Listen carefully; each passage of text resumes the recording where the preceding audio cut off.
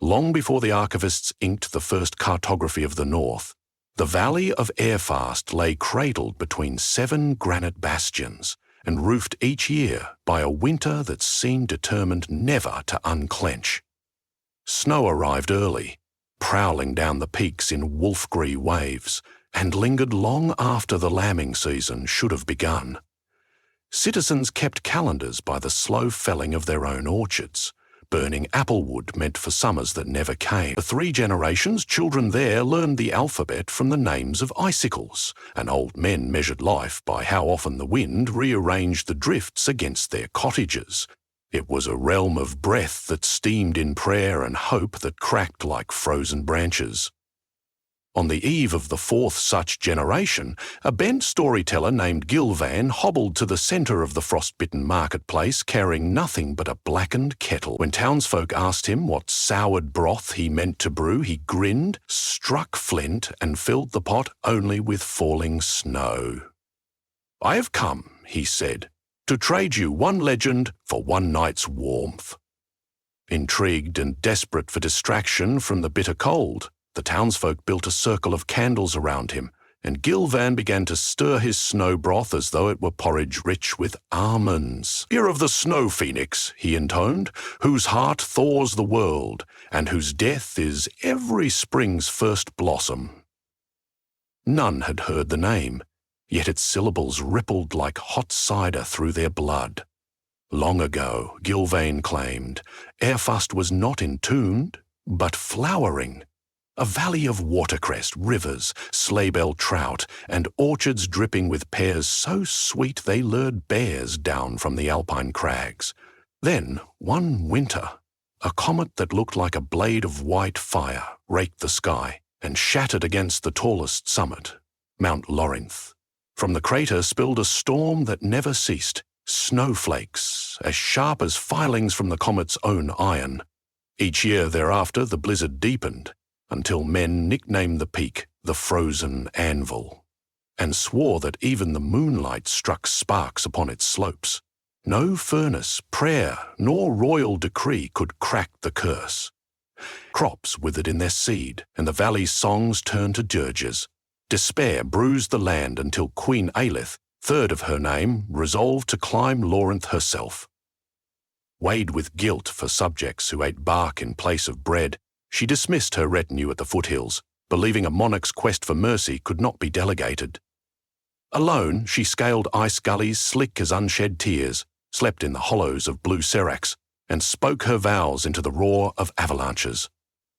Apparently, servants of blue seracs are the same river as the 7 sons of men. On the 7th dawn, she collapsed beneath a petrified pine whose needles glimmered like glass. There she met an old hermit, tending a fire the colour of moonstone. He offered her thawed berries and listened as she confessed her nation's misery. The hermit, whose name the legend has blurred to mere wind, prodded embers with a staff of frosted yew. He told Aelith that within the heart of the mountain slumbered an egg formed from the comet's very ice. Only a mortal willing to surrender crown and comfort could awaken it, for inside, encased in mirror-glass frost, pulsed a creature that was both flame and snow, an impossible bird whose birth must be purchased by sacrifice. The queen, already resolved to lose her life if need be, nodded her consent. The hermit led her along a hidden fissure that inhaled steam like a furnace's mouth. They descended past walls veined with silver ore until they arrived at a cavern lit by its own hoarfrost. Suspended upon a pedestal of stalagmites hovered the egg. It was perfectly ovoid, thin as pearl, and yet within danced blizzards and auroras in miniature. When Aelith laid her bare hand upon it, winter itself seemed to pause and inhale. She felt her memory siphoned, every coronation trumpet, every tapestry of her lineage drawn into the shell like sparks toward tinder. The egg cracked. From it rose a bird woven of alabaster snowflakes, wings wider than the cavern, feathers tipped with hearth-red embers. Its eyes were twin lanterns flecked by midnight. The phoenix did not sing. Instead, it exhaled vapor, so warm the icicles wept.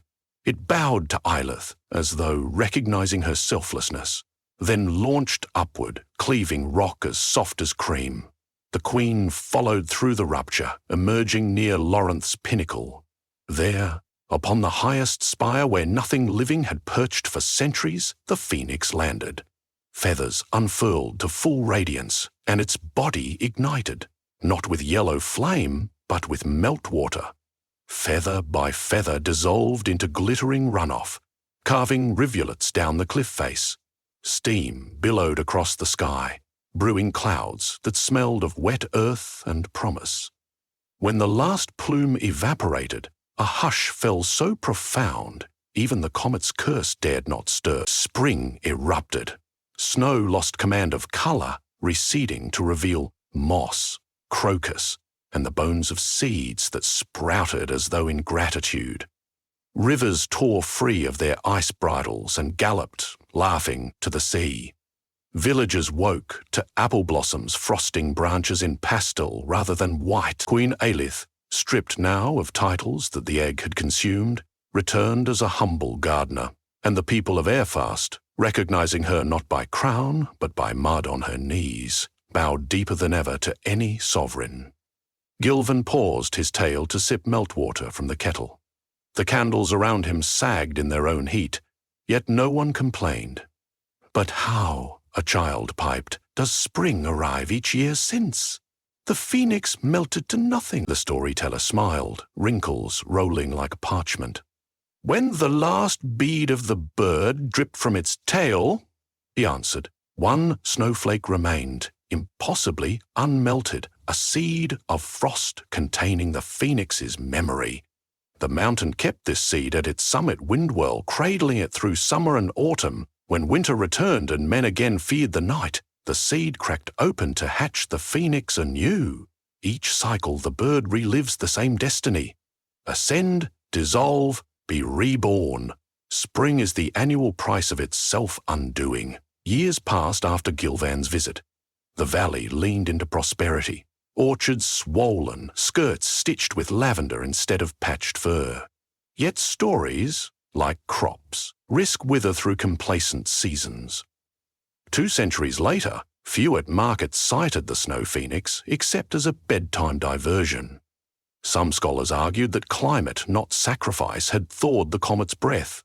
Others claimed Queen Aelith was myth from root to blossom. Amid such doubt grew Leora, a shepherd girl with wrists the width of reeds yet resolve broader than the sky. She had found Gilvan's story in a mildewed ledger tucked behind church pews, and its cadences strummed her ribs like harp strings. The winter of Leora's 17th year fell harsher than any living villager remembered. Forests groaned under burdens of ice, lambs froze before naming day, and rumours resurfaced that perhaps the comet's curse had never truly broken. Councillors debated strategies, bonfires of antique furniture, petitions to foreign wizards, while Leora stared nightly at Mount Lorinth's pale crown. If the phoenix indeed renewed spring, why had it failed this time? Had the people's neglect of legend broken the covenant? She resolved to witness truth firsthand. With her crook, a loaf of rye, and cloak stitched by her late thaw, she slipped from the village before dawn's pink thaw could tempt her courage into lingering. Leora's ascent echoed Aelith's, yet differed, as a melody differs from its echo, softer but sharpened by youth's question marks. She climbed ice chimneys where ancient pitons still gleamed, perhaps remnants of the Queen's era, and she slept in caves where wind wrote indecipherable scripture on the walls. The higher she climbed, the more her certainty fractured into branching doubts. What if Gilvan had spun yarn to earn soup? What if mere altitude could not tutor ordinary eyes in miracles? On the 4th night, she reached the summit's approach, a plateau scoured smooth by centuries of storm. There she found not a glowing egg, but a swirl of snow so dense it looked solid, twirling without wind's permission. Stepping into the vortex, Leora felt temperatures fluctuate between hearth warmth and knife-edge cold. Flurries danced against her cheeks without wetting them. At the eye of the swirl hung a crystalline feather the size of her forearm, balanced point down in mid-air as though pinned by an invisible thread. She reached out. The feather pulsed, and upon contact dissolved into droplets that circled her in a luminous helix. From these droplets coalesced the form of the phoenix, larger than her doubts, yet fragile as her hopes. Its wings bore lattices of frost and tongues of molten silver. Its breast a furnace wound in velvet snow. It looked at her not with eyes, but with an inner sunrise. She expected grandeur, but what struck her was fatigue, as though the bird carried centuries of self-immolation in its marrow. It spoke without sound, thoughts vibrating inside her skull. I am bound by covenant older than memory. Each winter I surrender heat to resurrect the color you call spring. Yet this year I hesitated. Vision rippled between them. Forests cut to stumps, rivers fouled by greed, songs of gratitude replaced by commerce. Mortals have forgotten the pact. Without witness, sacrifice curdles to futility. Leora knelt, snow cupping her knees. Then let me be witness, she whispered, voice a thread between breezes. Let the world remember through me. You gave us seasons, I will give you story. The phoenix regarded her, and a feather drifted loose, landing on her palm without melting. Carry this, the bird's thought resonated, and so long as it remains unbroken, so will remembrance. Then the phoenix ascended the final ridge. Leora followed far enough to see it perch upon Lawrence's highest tooth of granite. She watched, transfixed, as the creature unfurled into radiance. First one wing dissolved into a river of light, then the other. Its body cascaded into torrents that hissed upon stone, racing downward in ribbons that seated clouds with fertile rain. Steam shrouded the apex, until Leora could gaze no longer. When clarity returned, no trace of the bird remained save crystalline beads embedded like stars within the rock. Another hush fell, ancient, expectant, and the valley below exhaled. Leora descended into that exhalation. On the lower ridges she saw clover heads poking through slush, and when she reached her own pasture, she found the ewes birthing twins upon grass already emerald. Villagers credited late surges of firewood, clever irrigation, anything but myth. Yet Leora displayed the feather, now frozen glass etched with rainbow veins. It did not melt under sun nor shatter under touch. She told them of the phoenix's fatigue and the necessity of witness. Some laughed, others knelt, but all listened, and that was victory enough. She petitioned blacksmiths to forge a bell from mountain silver, shaped like the phoenix's egg, to ring each last night of winter. Children painted murals of the bird on schoolhouse walls, and farmers set aside a portion of harvest to scatter upon Loreth's foothills in thanks. Rumors of the renewed covenant seeped into neighboring kingdoms, drawing pilgrims who carried shards of melted snow in tiny jars to their own parched lands. And always, at the height of each winter, Loreth led a quiet procession of lanterns to a balcony view of the summit. There they stood until dawn bruised the sky, watchers of the self-sacrificing flame. Time moved, as it does, in patient spirals. Leora aged, bones hollowing like reeds, hair whitening to match the peaks she once conquered.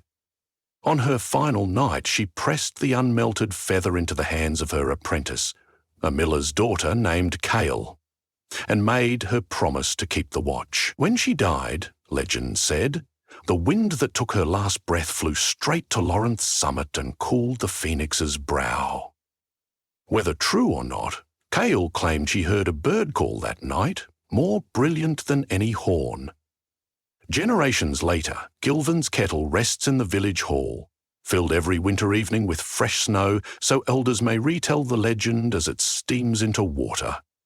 Queen Aelith's name is etched onto seeds pressed into each spring's first furrow, and on calendars throughout Airfast, the day marking the phoenix's melting is inscribed not in ink, but in a square left blank, symbolizing emptiness, given so fullness may follow. Scholars still debate. Doubt is a hearty weed. Yet the orchards bloom unfailingly, and somewhere upon the roof of the world, a bird woven of both flame and frost readies again to give itself away. Traveller, Should you ever stand beneath Mount Lawrence as winter wraps its last scarf around your shoulders, listen to the hush embracing its pinnacle. You may hear it, a crack, like breaking ice, followed by the soft hiss of snow turning to water. Do not fear.